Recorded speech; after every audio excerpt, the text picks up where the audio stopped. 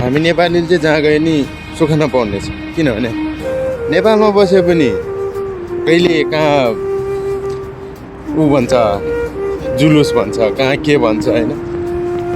यो विदेशमा आए पनि त्यस्तै हुँदो रहेछ।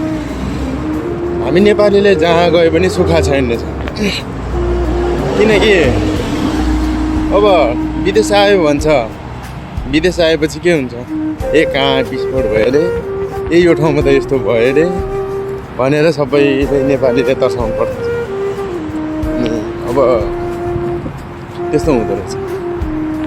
अब आफ्नो घर फ्यामिलीलाई कस्तो हुन्छ भन्दाखेरि, ओहो मेरो पनि छोरा विदेशमा छ, न मेरो छोरालाई केही भयो कि न केही पो हुने हो कि भन्ने आमा बुवालाई धेरै डर फिल हुन्छ कि आमा बुवाले।